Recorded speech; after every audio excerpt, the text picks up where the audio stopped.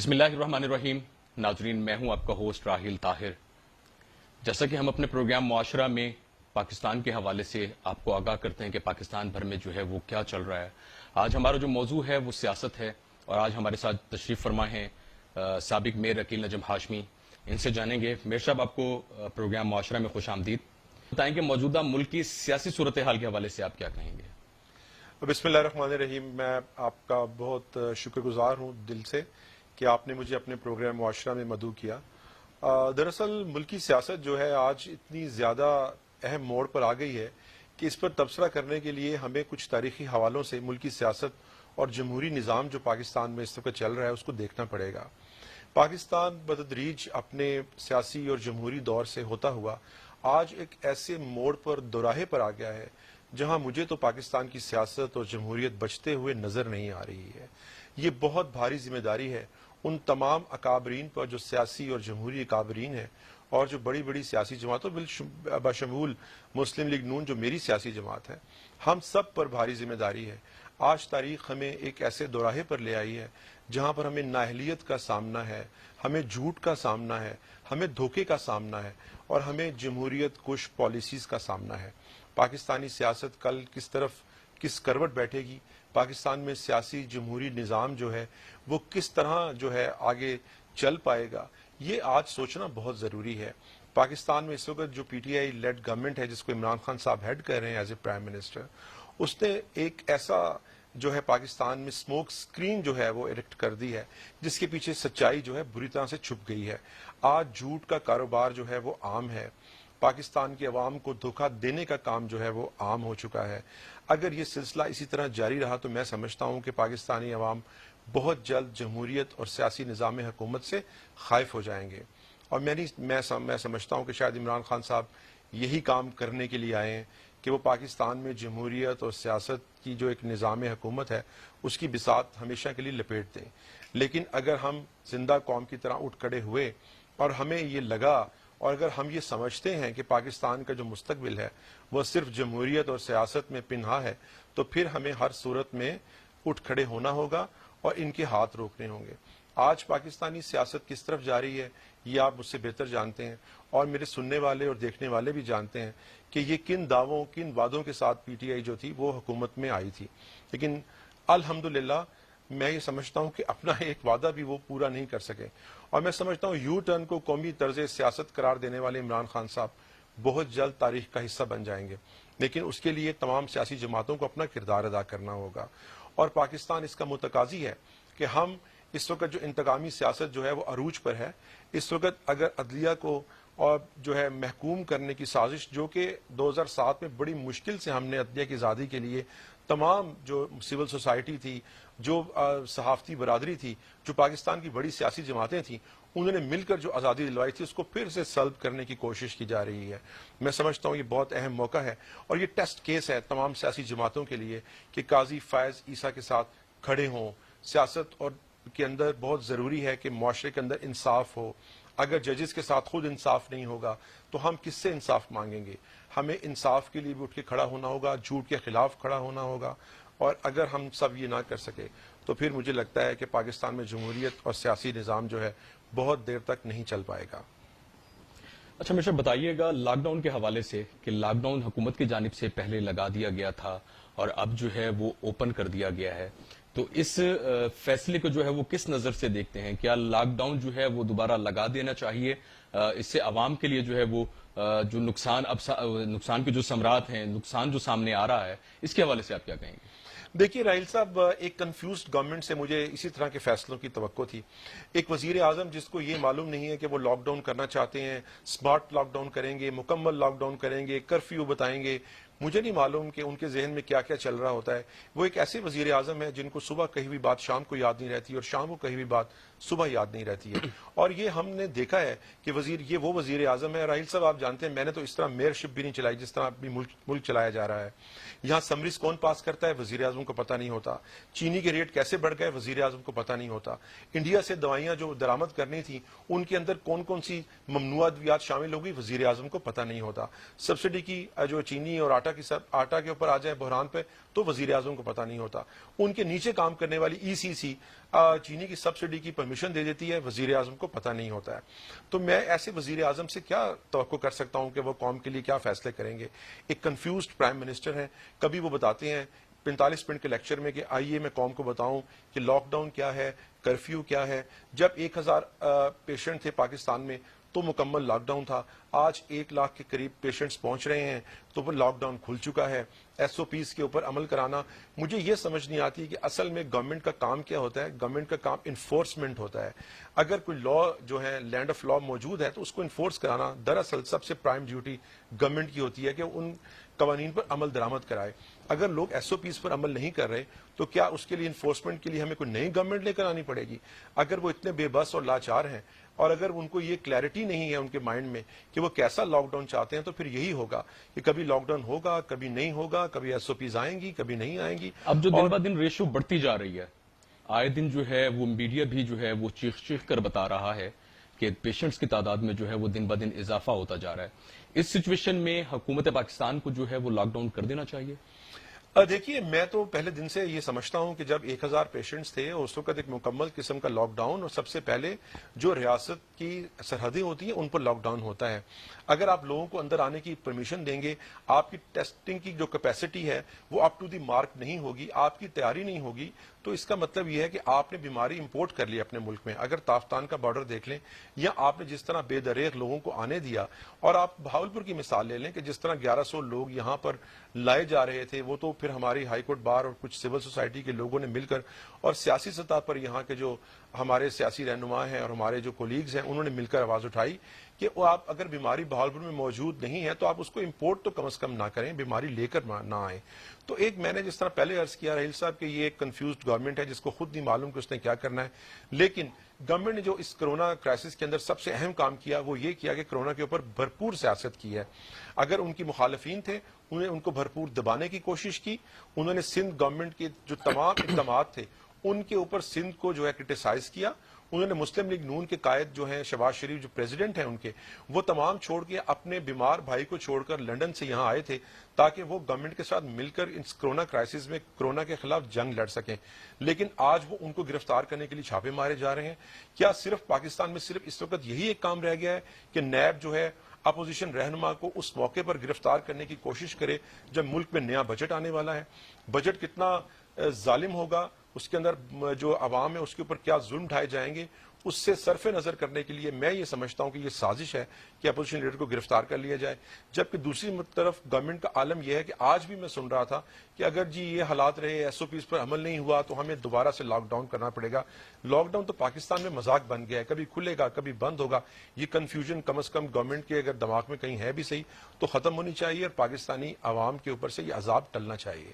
مطلب آپ سمجھتے ہیں کہ اس وقت شہباز شریف صاحب کے خلاف جتنی بھی کارروائیاں کی جا رہی ہیں وہ انتقامی کارروائیاں اور بجٹ کو پاس کروانے کے لیے ایک بہانہ ہے؟ دیکھیے، یہ میں نہیں کہہ رہا. پاکستان کے وہ تمام لوگ جو پاکستانی سیاست پر نظر رکھتے ہیں یا جو نیب کے کردار کو ایک سٹڈی جو ہے ایک کیس سٹڈی کے طور پر دیکھتے ہیں، وہ جانتے ہیں کہ نیب کا قیام جو تھا وہ صرف پولیٹیکل جو لوگ ہیں ان کو ان کی جو سمجھ لیں کہ آرم ٹوسٹنگ کے لیے ہی آیا تھا کہ جب چاہیں پولیٹیکل لوگوں کو جو ہے وہ ان کی بازو مروڑی جا سکے، ان کو پکڑا جا سکے. اور آج تو نیب نیازی گٹھ جوڑ نے یہ ثابت کر دیا ہے کہ نیب جو ہے کس کی انگلیوں پر جو ہے وہ کھیل رہا ہے اور کس کی میرے ساتھ بتانا پسند کریں گے کہ یہ نیب کا وجود عمل میں کیسے آیا؟ دیکھیے، نیب کا میرے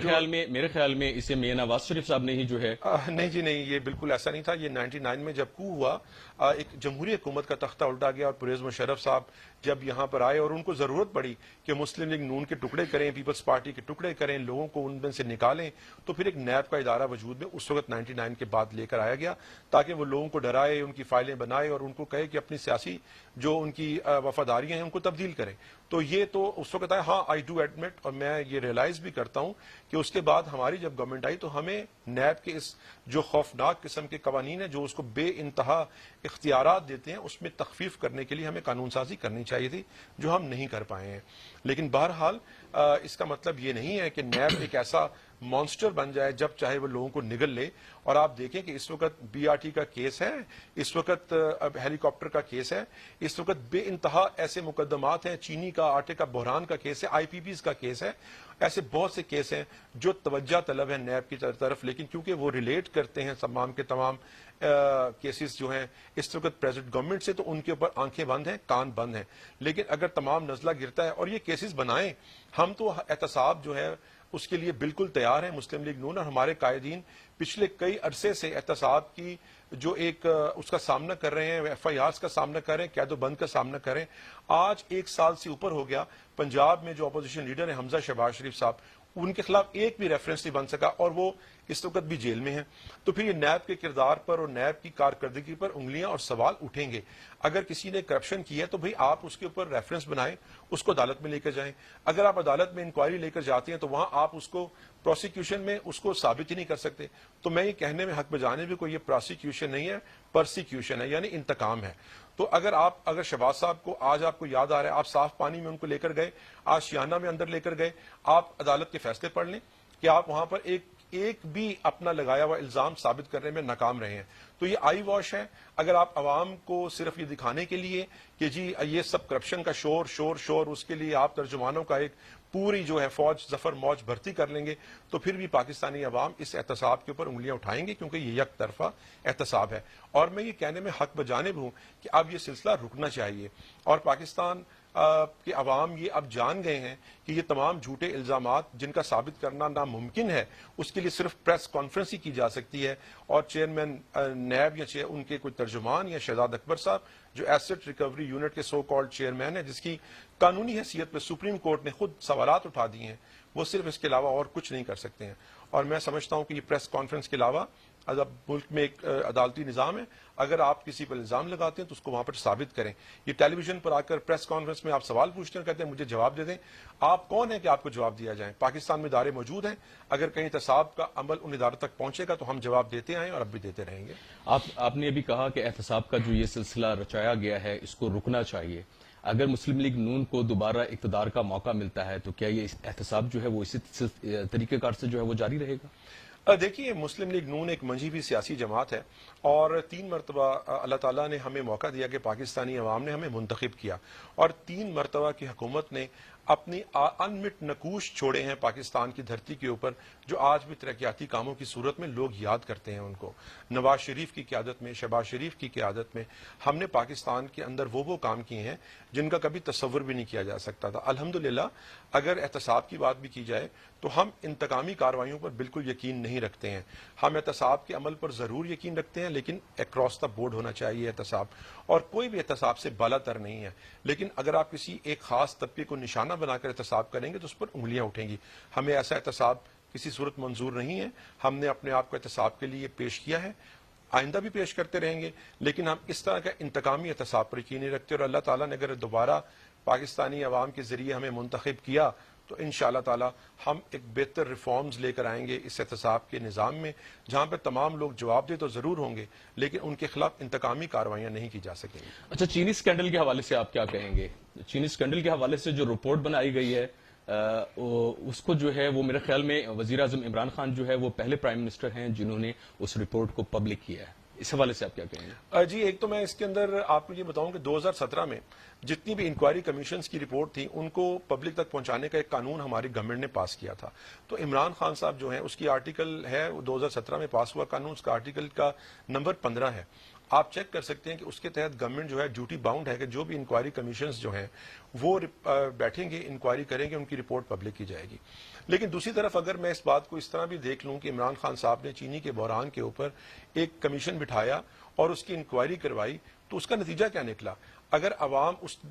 چینی بحران کی صورت میں ایک دم سے 60 روپے سے 80 روپے اور 85 روپے چینی خرید رہے تھے, وہ آج بھی 80 سے 85 روپے چینی ہی خرید رہے ہیں. یوٹیلیٹی اسٹور پر سبسڈائز چینی کے پرائسز تھے وہ ختم ہو گئے, اب یوٹیلیٹی اسٹور پر چینی اویلیبل نہیں ہے. تو اس انکوائری کمیشن کا کیا فائدہ ہوا کہ جب عوام جو بیسک جس کی نیسیسٹی ہے, جو اینڈ کنزیومر ہے, جس نے چینی استعمال کرنی ہے, وہ آج بھی 85 سے 90 روپے چینی خرید رہا ہے. پہلی بات تو یہ ہے کہ چینی مافیا جو ہے وہ ان کے نیچے بیٹھا ہوا تھا, اور سبسڈی دینے کا تمام جو عمل تھا وہ صوبوں کے حوالے کر دیا گیا. میں آپ کو ایک بہت اہم بات رہیل سب بتانا چاہتا ہوں کہ جس وقت یہ 6 دسمبر 2018 کو 11:30 بجے میٹنگ کال ہوئی تھی کیبنٹ کی، جہاں یہ فیصلہ ہوا کہ صوبے جو ہیں وہ سبسڈی دے سکیں گے اپنی مرضی سے اگر وہ دینا چاہیں تو، لیکن اسی دن 6 دسمبر کو صبح 2018 میں صبح 10:30 بجے بزدار سے آپ کی گورنمنٹ سبسڈی دینے کا فیصلہ کر لیتی ہے. مجھے تو وہ بندہ ڈھونڈنا ہے جو 11:30 بجے جہاں فیصلہ ہوا اس سے پہلے ان کو بتا دیتا ہے کہ بھائی تم یہ فیصلہ ہونے والا ہے، تم 10:30 بجے ہی یہ جو ہے سبسڈی دینے کا جو ہے فیصلہ کر لینا. پہلے تو اس بندے کی تلاش کرنی چاہیے، اور اگر اس کے لیے اگر وہ پرانے زمانے میں ایسے رواج تھا نا ماہر کھوجی کا، اس کو بلایا جائے تو یہ کھرا جو ہے پھر بنی گالا تک جائے گا، یہ نشان وہاں تک جائیں گے کہ وہ کون آدمی تھا جس نے بزدار صاحب کو میٹنگ سے پہلے ہی بتا دیا کہ آج میٹنگ میں کیا فیصلے ہونے والے ہیں. جہاں تک بات ہے چینی بحران کی، اگر ای سی سی جو ہے جس کو ہیڈ کرتے تھے پرائم منسٹر، لیکن انہوں نے اپنے اختیارات دیے ہوئے تھے اسد عمر صاحب کو جو فائنانس منسٹر تھے اس وقت، انہوں نے سبسڈی کی پرمیشن دے دی، یہ جانتے ہوئے کہ ایک فوڈ سیکیورٹی کی منسٹری موجود ہے جو بار بار اس کے سیکرٹری یہ بتا رہے ہیں کہ چینی بحران سامنے آ سکتا ہے. لیکن اسد عمر بڑے آرام سے کہتے ہیں کہ ہم بلیک میل ہو رہے تھے اور ہمیں چینی مافیا یہ کہہ رہا تھا مجھے خود آ کر کہ ہم کرشنگ جو ہے وہ سٹارٹ نہیں کریں گے. تو اس کا مطلب ہے کہ ایک بلیک میل ہونے والی حکومت اس وقت پاکستان کے اوپر جو ہے حکمران ہے. پتہ نہیں کل کیا بلیک میل ہو جائیں تو کس چیز کا سودا کر دیں. ایک ایٹمی قوت کا حامل ملک جو ہے وہاں پر ایک بلیک میل ہونے والی حکومت جو ہے وہ بیٹھی ہوئی ہے. ہمیں تو خوف آتا ہے پاکستان کے مستقبل سے، اللہ پاکستان کی حفاظت کرے. اگر یہ چینی مافیا سے بلیک میل ہو سکتے ہیں تو کل پتہ نہیں کس کس سے بلیک میل ہوں گے. ایک طرف نواز شریف بھی تھے کہ ان کو کلنٹن نے 4 مرتبہ فون کیا، بڑی بڑی امارات کا اعلان کیا گیا، بڑی بڑی امداد کا کہا گیا، اور پھر ان کو ڈرایا بھی گیا. نہ وہ بلیک میل ہوئے، نہ وہ ڈرے، نہ وہ امداد سے راغب ہوئے. اور پھر آپ سب نے دیکھا کہ 1998 میں انڈیا کے 5 دھماکوں کے مقابلے میں پاکستان نے 6 ایٹمی دھماکے کیے. ایک طرف یہ گورنمنٹ ہے جو خود مانتی ہے کہ ہم چینی مافیا سے بلیک میل ہو گئے کیونکہ وہ کرشنگ نہیں کرتے تو ہمیں سبسڈی دینے کے لیے صوبوں کہنا پڑا اور اس کی ایکسپورٹ کے لیے ہمیں خود فیصلہ کرنا پڑا. تو پھر اس بحران کا ذمہ دار اصل میں کون ہے؟ اس وقت تو صورتحال یہ ہے کہ جو بحران کے اصل ذمہ دار ہیں وہ تو اسد عمر اور عمران خان اور عثمان بزدار ہیں، لیکن رپورٹ ان کو صاف بچا رہی ہے. اور اس وقت عمران خان رپورٹ کے اوپر بیٹھ گئے ہیں. اگر جن لوگوں کو اس کے اندر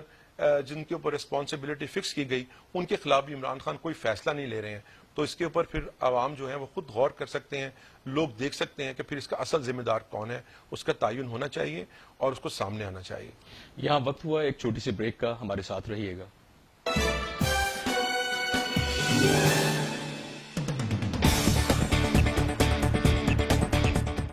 ویلکم بیک ناظرین. اچھا عقیل صاحب یہ بتائیے گا کہ چینی رپورٹ کے حوالے سے آپ نے تنقید کا نشانہ بنایا ہے وزیر اعظم پاکستان کو، وزیر اعلی پنجاب عثمان بزدار کو اور اسد عمر کو، جبکہ یہی الزامات رپورٹ کی روشنی میں جو ہے وہ عائد کیے گئے ہیں آپ کی پارٹی پر اور دیگر سیاسی جماعتوں پر. اس حوالے سے آپ کیا کہیں گے؟ جی راہیل صاحب، یہ بہت اہم آپ نے سوال پوچھا ہے اور اس کے لیے کچھ میں آپ کے دیکھنے اور سننے والوں کو ایک چیز ضرور بتانا چاہوں گا کہ 2 چیزیں ہم مکس کر رہے ہیں. دیکھیے، ایکسپورٹ کی اجازت دینا اور پھر سبسڈی دینا 2 الگ چیزیں ہیں. بات یہ ہے کہ جب آپ کے پاس ایک فوڈ سیکیورٹی کی منسٹری اور صوبے میں خوراک کی منسٹری موجود ہے اور جن جن صوبوں میں شوگر ملز موجود ہوتی ہیں وہاں پہ کرشنگ کے سیزن کو لے کر یہ چیز دیکھی جاتی ہے کہ کس طرح سے کہ اب اس وقت عوام کی ضرورت کتنی ہے پورے 1 سال کے لیے، اور پھر اس کے بعد ہمارے پاس کتنی چینی جو ہے سرپلس میں ہوگی، اور اگر سرپلس چینی کو ایکسپورٹ کی پرمیشن دینی ہے اس صورت میں کہ جب ہمارے پاس وہ سٹاکس جتنی پاکستان کے عوام کے اندر اینڈ کنزیومر کو ضرورت ہے وہ موجود ہے، تو پھر اس کے بعد ایکسپورٹ کی اجازت دینے میں کوئی پرابلم نہیں ہے. جہاں تک بات ہے سبسڈی کی، جب آپ ایکسپورٹ کی آپ اجازت دیتے ہیں یا سبسڈی کی پرمیشن دیتے ہیں، اور پچھلی حکومتوں میں باشمول مسلم لیگ نون کی حکومت نے بالکل سبسڈی دی ہے. ہم جب 2013 میں ہم نے ٹیک اوور کیا as a government federal level پر اور صوبے میں دوبارہ پنجاب میں، تو ہمیں 51 روپے جو ہے چینی ملی تھی جو پرائس تھی اس کی، اور ہم اس کو 52 یا 53 روپے 2018 میں چھوڑ کر گئے تھے. اس کے دوران ہم نے سبسڈیز بھی دی ہیں بالکل. لیکن بات یہ کرنے والی ہے کہ جب آپ کو آپ کی فوڈ سیکیورٹی کی منسٹری، آپ کے سرکاری اہلکار یہ بتا رہے ہیں آپ کو کہ چینی کی شارٹیج ہو سکتی ہے، تو آپ اس صورت میں پھر کس طرح سے ایک ایکسپورٹ کی اجازت دے سکتے ہیں؟ یہ پہلا سوال ہے. اور اگر آپ صوبوں کو یہ اجازت دیتے ہیں کہ وہ سبسڈی دے دیں تو پھر اس سبسڈی جو ہے وہ دینے کا فیصلہ لینے والے بھی بتائیں کہ ان کے پاس کیا وہ سٹاکس تھے یا ان کی منسٹری ان کو آگاہ کر رہی تھی کہ پاکستان کی عوام کی جو ضرورت ہے اس کے بعد بلی چینی جو ہے وہ ایکسپورٹ کرنے پر ہم سبسڈی دینے کی کوشش کر رہے ہیں، اجازت دے رہے ہیں۔ اب بات یہ ہے کہ جہاں تک بات ہے کہ ہماری حکومتوں مسلم لیگ نون کی اور سابقہ حکومتوں کو درمیان میں لایا جا رہا ہے، تو میں یہ سمجھتا ہوں کہ اس وقت عمران خان صاحب کا مطمع نظر صرف ایک ہے کہ اس وقت جو ان کے مافیاز ان کے نیچے کام کر رہے تھے، کانفلکٹ آف انٹرسٹ کا سب سے بڑا کیس جو ہے پاکستان میں وہ اس چینی کا بحران میں سامنے آتا ہے کہ جو کابینہ سبسڈی کی پرمیشن دے رہی تھی اس میں رزاق داؤد بھی موجود تھے، اس کے اندر خسرو بختیار بھی موجود تھے، اور اس کے باوجود اور بنی گالا میں ان کے اوورسی کر رہے تھے، ان کو دیکھ رہے تھے، ان سب کے مافیاز کے جو آپ کہہ لیں گاڈ فادر ہیں عمران خان صاحب جو اس وقت وزیر اعظم ہے، وہ سب دیکھ رہے تھے اور سبسڈی کی اجازت دے دی گئی۔ اس کے بعد آپ نے ان کو جو ہے وہ سبسڈی کے اوپر اس کے بعد آپ نے صوبے پنجاب میں آ کر اس وقت کی فوڈ منسٹری نے اور وزیر اعلیٰ صاحب نے یک جنبش قلم جو ہے وہ آپ کو اجازت دے دی کہ آپ آ کے اپنی جو ہے جتنا شیئر بنتا ہے اس کے اوپر سبسڈی لے لیں۔ لیکن یہ مجرمانہ عمل اس صورت میں اس کی کوئی جسٹیفیکیشن نہیں رہتی جب آپ چینی کا ریٹ کنٹرول نہیں کر سکتے۔ اگر چینی جمپ کر گئی 63-65 روپے سے 90 روپے تک، عوام آج تک 90 روپے 85 روپے چینی خرید رہے ہیں، تو پھر یہ بتائیے کہ سبسڈی دینے کی تک کیا بنی؟ آپ نے چینی کے اس جو یہ ایک کھیل ہے اس کے اندر ایک چینی کے پروسیس کو 3 سے 4 مرتبہ چکر دیا ہے تاکہ آپ کے مافیاز پیسے بنا سکیں۔ ان مافیاز میں کون لوگ تھے؟ ان مافیاز میں وہ لوگ تھے جو آپ کے لیے جہاز بھر بھر کے لوگ لے کر آ رہے تھے، آپ کی پارٹی کو کھڑا کرنے کے لیے پیسے خرچ کر رہے تھے، آپ کے اوپر پیسے خرچ کر رہے تھے، آپ کے گھر کا کچن چلا رہے تھے، آپ کی پارٹی کو چلا رہے تھے، آپ ان کے سامنے بے بس تھے، اور اس بے بسی میں آپ نے ذبح کیا پاکستان کی عوام کو۔ اور میں سمجھتا ہوں کہ عمران خان صاحب نے یہ بہت بڑی زیادتی کی ہے پاکستان کی عوام کے ساتھ۔ آپ 1985 تک اس کا دائرہ کار بالکل لے جائیں، آپ ضرور جا کے اس کو پھیلائیں، اس کو اتنا پھیلائیں بے شک جتنا مرضی پھیلا سکتے ہیں، لیکن جو اس وقت ان 2 سال میں جو ٹی او آر آپ نے بنائے تھے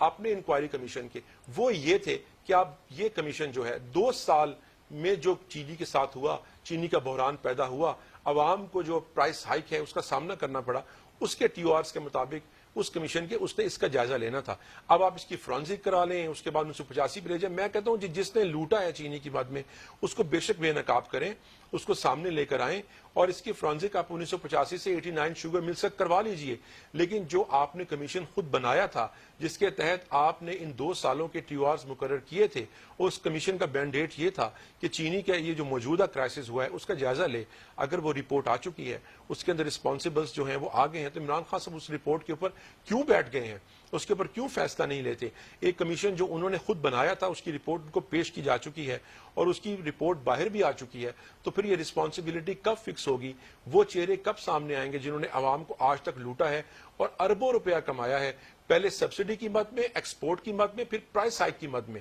انہوں نے ریٹ بھی بڑھائے، اور پھر اگر حکومت جو ہے وہ آج اپنی انفورسمنٹ میں ناکام ہے، وہ پاکستان کی عوام تک ایک ریزنیبل پرائس میں چینی پہنچانے میں ناکام ہے، تو پھر یہ کس کا قصور ہے؟ یہ 1985 کی حکومت کا یا اس کے بعد آنے والی حکومت کا قصور نہیں ہے، یہ انہی کا قصور ہے۔ ان کو اپنی ریسپانسبلٹی فیل کرتے ہوئے اپنی نااہلی جو ہے اس پہ قابو پانا چاہیے اور پاکستان کی عوام کو ریلیف دینا چاہیے۔ لیکن اگر وہ ایسا کرنے میں ناکام ہوتے ہیں تو پھر قصور پاکستانی عوام کا نہیں ہے، ان کا اپنا اور ان کی نااہلیت کا ہے۔ وہ اپنے ارد گرد دیکھیں کہ ان کے وہ مافیاز جن کا ذکر عمران خان صاحب کرتے ہیں چلے آ رہے ہیں، وہ کہاں بیٹھے ہوئے ہیں؟ وہ پورے کے پورے ان کی کابینہ میں موجود ہیں، جن کو کبھی وہ بڑا ڈاکو کہتے تھے، کسی کو ٹانگے کی سواری کہتے تھے، کسی کو چپراسی رکھنے کو تیار نہیں تھے، کسی کو قاتلوں کا سرغنہ کہتے تھے، وہ سب ان کے ساتھ ہیں۔ تو یہ تمام مافیاز کوئی کی بےخنی کرنا، ان کے خلاف کام کرنا، وہ ان کے لیے ضروری ہے، لیکن وہ کیسے کریں گے جب ان کی کابینہ میں وہ تمام لوگ موجود ہوں گے؟ تو جس رپورٹ پر عمران خان صاحب بیٹھ گئے ہیں وہ 85 سے بے شک بنوا لیں، لیکن ابھی تو اس کا فیصلہ تو کریں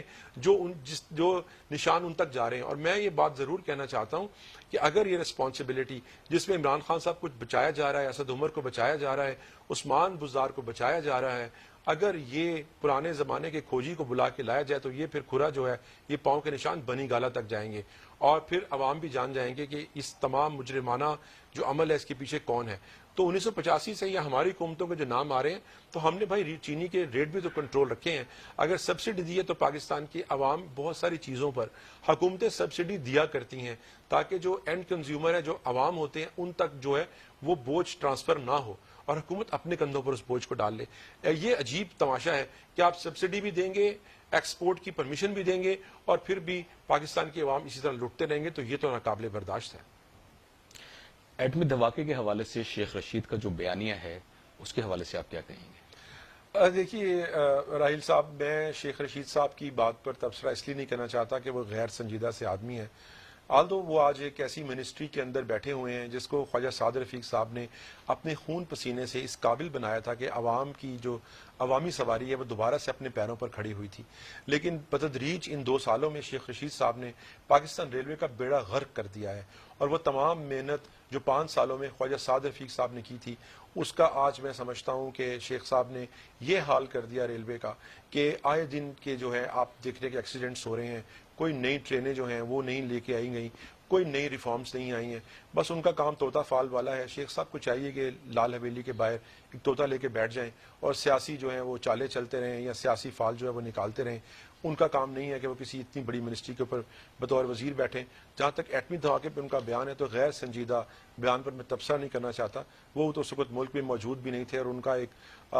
ریکارڈ پر انٹرویو ہے کہ انہوں نے کہا کہ میں تو ملک چھوڑ کے بھاگ گیا تھا کہ یہ بہت بڑا فیصلہ تھا، میں وہاں پہ رہ نہیں سکتا تھا ملک میں۔ تو ایک آدمی جو ملک میں اس صورت میں بھاگ جائے کہ ملک ایٹمی دھماکے کر رہا تھا، اب اس کا کریڈٹ لینے لگے، تو میں ان کے جھوٹ پر اور ان کی غیر سنجیدگی پر تبصرہ نہیں کرنا چاہتا۔ اچھا، آج کل میاں نواز شریف صاحب کی جو تصویر وائرل ہوئی ہے انگلینڈ میں چائے پیتے ہوئے، اس کے حوالے سے آپ کیا کہیں گے؟ بڑا اس پر جو ہے وہ تبصرے کیے جا رہے ہیں، اس حوالے سے آپ کیا کہیں گے؟ دیکھیے، میاں نواز شریف کی جو تصویر ہے یا میاں نواز شریف کی جو ایک شخصیت ہے، پاکستان میں 3 مرتبہ پاکستان کی عوام نے اوور ویلمنگلی اگر 2/3 اکثریت سے کسی کو وزیر اعظم منتخب کیا ہے آج تک 72 سالہ تاریخ میں، تو وہ وزیر اعظم نواز شریف ہیں۔ نواز شریف جو ہیں وہ عوام میں سے ہیں، عوام ان کو پیار کرتے ہیں، پسند کرتے ہیں، اور نواز شریف نے اپنے تینوں ادوار میں عوام کے ساتھ کھڑے ہو کر یہ ثابت کیا ہے کہ وہ صحیح معنوں میں ایک عوامی لیڈر ہیں۔ نواز شریف صاحب کے بارے میں لوگ کہتے ہیں آج جو ترجمان حکومت نے بھرتی کیے ہوئے ہیں، نہ جانے کہاں کہاں سے کس کس قبیل کے لوگ، جن کے ویئر اباؤٹس کا پتہ نہیں، کہاں سے آئے ہیں، ان کی شہریت کیا ہے، وہ کہاں سے آئے تھے، کہاں چلے جائیں گے، ہم نہیں جانتے اس بارے میں۔ وہ اٹھتے ہیں اور جس کا دل چاہتا ہے وہ نواز شریف پر تبصرہ کرتے ہوئے کہتا ہے کہ نواز شریف کی سیاست ختم ہو چکی ہے، نواز شریف کی سیاسی جماعت جو ہے وہ ختم ہو چکی ہے، نواز شریف اب دوبارہ کبھی سیاسی طور پر زندہ نہیں ہو سکیں گے۔ ان کے لیے ایک بہت بڑا تھپڑ ہے، یہ تمانچہ ہے، ایک تصویر جس کے اوپر آج پوری کابینہ ڈسکس کر رہی ہے، اور وزراء پی آئی ڈی میں بیٹھ کے اس کے اوپر تبصرے کرتے ہوئے پریس کانفرنسز کر رہے ہیں، ترجمانوں کا سوشل میڈیا آگ اگل رہا ہے، ان کی زبانوں سے انگارے نکل رہے ہیں۔ اگر نواز شریف صاحب ملک سے باہر اپنے علاج کے لیے گئے تھے تو بھائی ان کو مسلم لیگ نون نے نہیں بھیجا تھا، اس کے لیے جو بورڈ بٹھایا گیا تھا وہ سرکاری بورڈ تھا، اس کے اندر تمام سرکاری ڈاکٹر مقرر کیے گئے تھے، اور اس کے اوپر جو اس کو ایڈمنسٹریٹولی دیکھ رہی تھیں وہ پاکستان تحریک انصاف کی صوبائی وزیر یاسمین راشد تھیں، ان کو کوئی پاکستان مسلم لیگ نون کا آدمی نہیں دیکھ رہا تھا۔ اگر یہ تمام رپورٹس کے اوپر اطمینان کے بعد وزیر اعظم کو پھر بھی اطمینان نہیں ہوا، اپنی پارٹی کی صوبائی وزیر پر اطمینان نہیں ہوا، تو انہوں نے پھر اپنے شوکت خانم سے ایک ڈاکٹر بھیجا جس نے ان کو بتایا کہ بالکل یہ جو رپورٹس ہیں جینون ہیں، اور ایکس پرائم منسٹر کی جو صحت ہے وہ اس قابل نہیں ہے کہ ان کو پاکستان میں ان کو کیور کیا جا سکے، یا ان کے وہ ٹیسٹ جو پاکستان میں ہونے چاہیے ضروری ہیں وہ پاکستان میں نہیں ہو سکتے۔ تو تب جا کے گورنمنٹ نے یہ ڈیسیژن لیا، اور خود عمران خان صاحب نے کہا کہ ان کی رپورٹس دیکھ کر مجھے بڑا رحم آیا اور میں نے ان کو باہر جانے کی اجازت دے دی۔ اب اگر ان کی تصویر پر، اور ایک دل کے مریض کے لیے بڑا ضروری ہے کہ وہ واک کرنے کے لیے باہر نکلے، اگر اپنے ڈاکٹر کی ریکمنڈیشنز پر وہ باہر آئے ہیں، اور انہیں آپ دیکھ سکتے ہیں اس تصویر میں کہ انہوں نے جاگرز بھی پہنے ہوئے ہیں، اور اگر باہر آ کے واک کے لیے نکلے ہیں اور اس تصویر پہ صبح سے شام 4 دن سے سیاست ہو رہی ہے، تو اس کا مطلب ہے کہ نواز شریف کی سیاست بھی زندہ ہے، نواز شریف کی جماعت بھی زندہ ہے، اور نواز شریف انشاءاللہ اس عوام کو لیڈ کرنے کے لیے صحت مند ہو کر ضرور پاکستان آئیں گے۔ یہ ایک تصویر سے واضح ہو گیا، اور یہ بھی واضح ہو گیا کہ وہ شخص جس کے بارے میں روز کہا جاتا ہے کہ ان کی سیاست ختم ہو چکی ہے، ان کا پولیٹیکل کیریئر ختم ہو چکا ہے، نہ صرف یہ کہ وہ زندہ ہیں، وہ زندہ و جاوید ہیں، ان کی سیاست بھی زندہ ہے، ان کی فکری اساس جو ہے وہ بھی زندہ ہے۔ یعنی آپ یہ کہنا چاہ رہے ہیں کہ میاں نواز شریف جیسے ہی صحت یاب ہوں گے وہ وطن واپس آ کر جو ان پر مقدمات ہیں یا جو الزامات ہیں ان کا وہ سامنا کریں گے؟ جی اس میں کوئی شک نہیں ہونا چاہیے. وہ جب بھی سامنا کیا انہوں نے, جب اپنی مرتی ہوئی بیوی کو چھوڑ کر, جن کی عادت کے لیے اپنی بیٹی کے ساتھ وہ لندن میں موجود تھے, پاکستان واپس آ گئے تھے اور سرنگو ہو گئے تھے پاکستان کی ریاست کے, پاکستان کے قانون کے سامنے, اور ان کو بلا جواز جو وقت نے ثابت کیا ایک ویڈیو کے اوپر بلیک میل کر کے جج سے جو فیصلہ لیا گیا تھا, اور یہ پاکستان کی تاریخ میں پہلی مرتبہ ہوا کہ ایک بلیک میل کر کے ایک ایکس پرائم منسٹر کو 3 مرتبہ کے منتخب وزیر اعظم کو اپنے سیاسی انتقام کا نشانہ بنایا گیا, اور اس وزیر اعظم کو جو اپنی بیوی کو چھوڑ کے پاکستان کے قانون کے سامنے اپنی بیٹی کی انگلی پکڑ کر آیا تھا اور سرنگو ہو گیا تھا اور اسے جیل کاٹی تھی. اب تو اس میں کوئی شک نہیں ہونا چاہیے کہ وہ سزا کے پیچھے کیا محرکات تھیں, کون سی قوتیں تھیں, کون یہ چاہ رہا تھا کہ نواز شریف کو منظر سے ہٹایا جائے. لیکن اللہ یہ چاہتا ہے کہ نواز شریف اس قوم کی رہنمائی کریں تو وہ یقینی طور پر صحت مند ہو کر واپس آئیں گے, اور ان کی تصویر نے یہ جو حکومت ہے جو چند 1-2 ووٹوں پر کھڑی ہے اس کے پائے سنگھاسن جو ہے اس کو ہلا کے رکھ دیا ہے, اور میرا خیال ہے یہ حکومت جلد گر جائے گی. حکومت جلد گر جائے گی, لیکن آپ یہ نہیں سمجھتے کہ پہلے کا جو ماحول تھا اس ماحول میں جب میاں نواز شریف وطن عزیز پاکستان آئے تھے تو ان کی یہ سوچ تھی کہ میرے ساتھ پورے پاکستان کی عوام جو ہے وہ سٹینڈ کر رہی ہے, لیکن 2018 کے جو الیکشن کے ریزلٹس ہیں اس نے کچھ اور ہی ثابت کیا ہے. تو کیا پھر بھی آپ توقع کرتے ہیں کہ میاں نواز شریف جو ہے وہ پاکستان آئیں گے؟ دیکھیے جس وقت ایکس پرائم منسٹر پاکستان واپس آئے تھے, اس وقت جب انہوں نے آ کے سرنڈر کیا قانون کے سامنے اپنے آپ کو, اس وقت ہماری حکومت نہیں تھی, اور ہماری حکومت 2018 مئی میں ختم ہو چکی تھی. لیکن اس کے بعد وہ واپس تشریف لائے اپنی بیٹی کے ساتھ, اور آپ کا جو سوال ہے اس میں آپ یہ پوچھنا چاہ رہے ہیں کہ پھر اس وقت تو عوام ساتھ تھے, اس وقت تو اسمبلیوں میں بھی ہم موجود نہیں تھے. الحمدللہ پاکستان کی عوام نے ہمیں بھاری اکثریت میں کامیاب کرا کے اب تو اسمبلی میں بھیجا ہے, اور اس اسمبلی میں ہم موجود ہیں ایک بھاری اکثریت میں. اور آپ کو میں بتانا چاہتا ہوں کہ اس وقت ہمارے ساتھ جو کھیل کھیلا گیا پاکستان مسلم لیگ نون کے ساتھ, ان کو روکا گیا حکومت بنانے سے. میں آپ کو بہت اہم بات بتانا چاہتا ہوں کہ 2013 سے 2018 میں جب صوبائی جو صوبوں کی حکومتیں تھیں ان کی جب کارکردگی ایویلویٹ کرنے کے جتنے انڈیکیٹرز تھے ڈیولپمنٹ کے یا دیگر جو انڈیکیٹرز تھے وہ پنجاب کے صوبے کو سب سے آگے دکھا رہے تھے. لیکن یہ تماشا پاکستان میں ہوا کہ سندھ میں 2013 کے بعد 2018 کے الیکشن میں سندھ کی صوبائی حکومت تو واپس آ گئی, کے پی کے میں پی ٹی آئی کی گورنمنٹ جسے 7 سال میں ایک کام بھی نہیں کیا, ان سے بی آر ٹی مکمل نہیں ہوا, کسی نئے ہسپتال کا قیام نہیں آیا, بلکہ جو ان کا ہیلتھ سسٹم ہے وہ نیچے ہی گیا ہوا, ایک کمرہ ایک وارڈ بھی نیا نہیں بنا, وہ تو واپس آ گئی. بلوچستان میں جہاں پر نیچرلی جو علاقائی جماعتیں ہیں وہ مل کر حکومت کرتی ہیں وہ تو واپس آ گئیں, لیکن جو صوبہ تمام انڈیکیٹرز جو ٹاپ پر دکھا رہے تھے پنجاب میں وہ حکومت واپس نہیں آ سکی. تو اس کا مطلب ہے کہ ایک پورے سوچے سمجھے منصوبے کے تحت مسلم لیگ نون کو اس طرح سے دور رکھا گیا کہ وہ حکومت نہ بنا سکیں, عوام کی خدمت نہ کر سکیں. لیکن عوام ان کے ساتھ ہیں. ابھی دیکھیے کہ اس وقت جو لارجسٹ پارٹی ہے پی ٹی آئی تو سو کالڈ لارجسٹ پارٹی ہے نیشنل لیول پر, آپ دیکھ سکتے ہیں کہ کہیں سے کاف لیگ ساتھ ہے, کہیں سے ایم کیو ایم ساتھ ہے, کہیں سے کچھ لوگ اور ساتھ ہیں. تو یہ تو بھان متی کا کنبہ ہے. مسلم لیگ نون تو اس وقت بھاری اکثریت سے جو ہے وہ ایبینیز موجود ہیں, اور الحمدللہ تمام تر سازشوں کے باوجود نواز شریف کا ایک ایم این اے ایک ایم پی بھی نہیں توڑا جا سکا. تو عوام نواز شریف کے ساتھ ہیں, وہ صحت یاب ہوتے ہی پاکستان آئیں گے اور انشاءاللہ عوام کی خدمت کریں گے. ناظرین ہمارے ساتھ موجود تھے سابق میئر عقیل نجم ہاشمی, جن سے سیر حاصل گفتگو رہی ملکی سیاست کے حوالے سے, کرونا کے حوالے سے. اپنے میزبان راحیل طاہر کو اجازت دیجیے, اس طرح کے مزید پروگرامز بھی ہم آپ تک پہنچاتے رہیں گے. السلام علیکم ورحمۃ اللہ وبرکاتہ.